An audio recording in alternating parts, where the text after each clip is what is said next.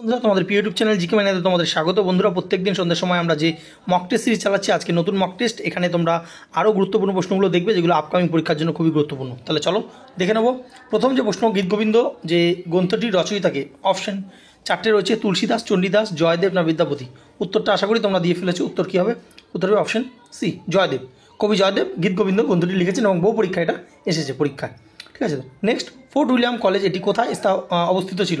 মাদ্রাজ, দিল্লি, কলকাতা না বোম্বে? তো উত্তর কী হবে? উত্তর হবে কলকাতা। এখান থেকে আরও একটা প্রশ্ন এসেছিল যে পশ্চিমবঙ্গে গুরুত্বপূর্ণ ফোর্ট কোনটি? তো ফোর্ট উইলিয়ামটা কিন্তু একটা ফোর্ট ছিল আগে, ঠিক আছে। কলেজও প্রতিষ্ঠা হয়েছিল, তো এটা লর্ড ওয়ারেন হেস্টিংস করেছিল। ঠিক আছে। তো শুরু করার আগে তোমাদের জন্য টেক্সট বুক কিন্তু নিয়ে এসেছে একটা মহা বাচাত সেল। এখানে টেক্সট বুক কি তোমরা যারা জানো না জেনে নাও। টেক্সট বুক হচ্ছে 1 নম্বর মক টেস্ট অ্যাপ, যেখানে কিন্তু বিভিন্ন চাকরি পরীক্ষার মক টেস্ট তোমরা এখানে কিন্তু দিতে পারবে। তোমরা এসএসসি এমটিএস এর পরীক্ষা যেটা বেরিয়েছে সেটা যদি মক টেস্ট দিতে চাও, প্রিভিয়াস ইয়ার প্রশ্ন থেকে শুরু করে মক টেস্ট দিয়ে নিজেকে যাচাই করতে চাও, তাহলে কিন্তু টেক্সট বুক অ্যাপ তোমরা পরীক্ষা দিতে পারবে। তো 27 থেকে 30 জুন কিন্তু এই যে অফারটা রয়েছে, এই অফারের মধ্যে দেখতে পাচ্ছ 1799 টাকা যেটা পাসপোর্ট রয়েছে, সেটা কিন্তু প্রাইস এখন মাত্র 307 টাকা। আর যদি পাসপোর্ট ম্যাক্স নাও তাহলে সেটা 1999 না, এখন তোমাকে দিতে হবে মাত্র 395 টাকা। এবং 1 বছরের পুরো কিন্তু ভ্যালিডিটি, 1 বছর ধরে তুমি বিভিন্ন চাকরি পরীক্ষা কিন্তু মক টেস্ট এখানে দিতে পারছো। এবং ইউজ কুপন কোড জায়গায় জিকে ম্যানিয়া লিখে তোমরা যদি অ্যাপ্লাই করো তাহলে আরও 12% ছাড় পেয়ে যাবে। নিচে লিঙ্ক রয়েছে, তোমরা যারা এই যে মক টেস্টগুলো অ্যাপ্লাই করতে চাও বা নিতে চাও, অবশ্যই নিচে লিঙ্ক থেকে নিতে পারো।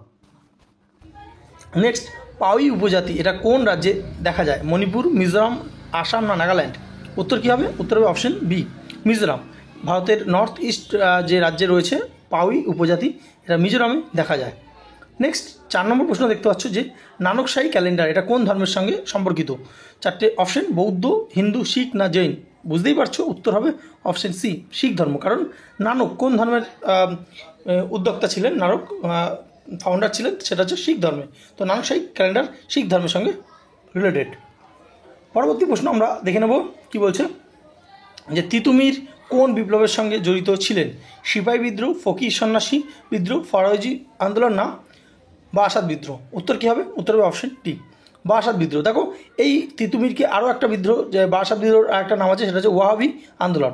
তো ওয়াহাবি আন্দোলনের সঙ্গেও কিন্তু তিতুমির যুক্ত, এবং এটা বারাসাতে হয়েছিল বলে তো বারাসাত বিদ্রোহ হিসেবে এটাকে কিন্তু দেখা হয়। নেক্সট আমরা দেখব ইউনেস্কো কত সালে প্রতিষ্ঠা হয়? 1945, 47, 46 না 50? উত্তর কী হবে? উত্তর হবে অপশন এ, অর্থাৎ 1945 সালে ইউনেস্কো কিন্তু যে প্রতিষ্ঠা হয়েছিল। ইউনেস্কোর যে হেডকোয়ার্টার কোথায়? এটা প্যারিসে রয়েছে অবস্থিত। পরবর্তী আমরা দেখব বাংলাদেশের প্রথম প্রধানমন্ত্রী কে ছিলেন? শেখ মুজিবুর রহমান, জিয়াউর রহমান, খালেদা জিয়া না হোসেন এরশাদ? উত্তর কী হবে? উত্তর হবে অপশন এ, শেখ মুজিবুর রহমান। তিনি কিন্তু বাংলাদেশের প্রথম প্রধানমন্ত্রী ছিলেন, এবং বর্তমানে কিন্তু বাংলাদেশে কোনো প্রধানমন্ত্রী নেই, প্রধান উপদেষ্টা আছে, এবং এখনও ভোট কিন্তু এখানে হয়নি। ঠিক আছে। তো নেক্সট কি বলছে, ভারতের সংবিধানের 370 ধারাটা কোন রাজ্য ছিল? তো উত্তরাখণ্ড, জম্মু কাশ্মীর, হিমাচল না আসাম? উত্তর কী হবে?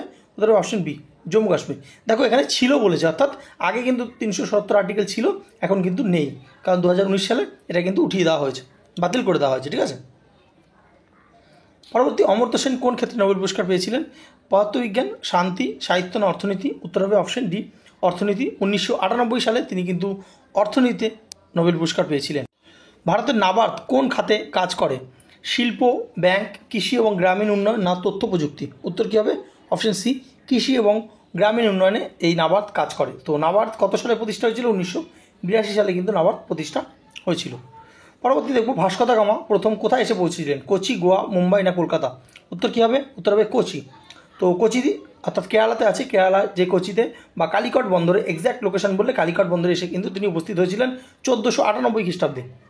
নেক্সট 12 নম্বর প্রশ্ন, ব্রহ্ম সমাজ প্রতিষ্ঠা করেছিলেন কে? দেবেন্দ্রনাথ ঠাকুর, রাজা রামমোহন রায়, বিদ্যাসাগর না কেশবচন্দ্র সেন? উত্তর হবে অপশন বি, রাজা রামমোহন রায়। তো রাজা রামমোহন রায় 1828 সালে ব্রাহ্ম সমাজ প্রতিষ্ঠা করেছিলেন। পরবর্তী প্রশ্ন দেখব, সুয়েজ খাল কোন দুটি সমুদ্রকে যুক্ত করেছে? বহুবার পরীক্ষা প্রশ্ন এসেছে এই প্রশ্নটা। তো লোহিত সাগর, ভূমধ্যসাগর, আরব সাগর, কৃষ্ণ সাগর, কাস্পিয়ান সাগর? লোহিত সাগর না বঙ্গোপসাগর, ভারত মহাসাগর?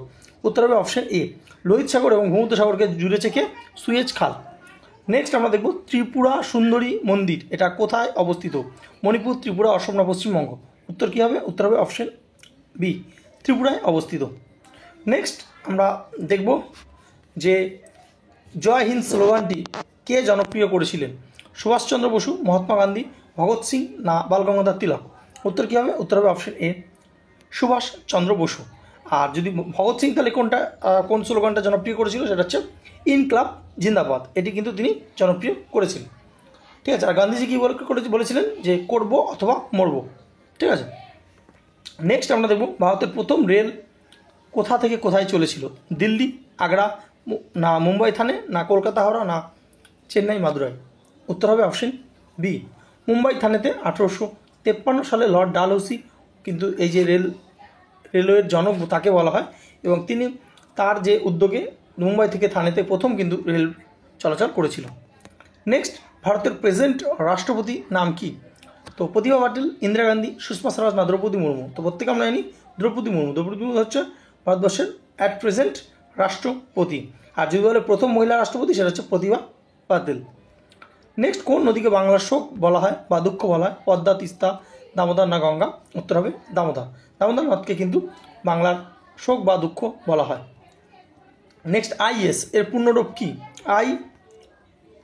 IAS এর পূর্ণরূপ Indian administrative service, Indian agriculture scheme, Indian allied service, না ইন্ডিয়ান অডিট সার্ভিস। উত্তর কী হবে?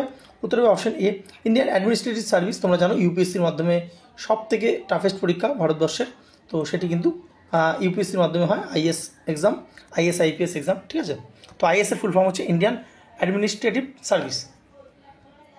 আচ্ছা, নেক্সট আমরা দেখব যে আকবরনামার রচয়িতা কে? চারটে অপশন দেখতে পাচ্ছ, আবুল ফজল, তানসেন, রাজা মানসিং, না জাহাঙ্গীর। উত্তর হবে কি?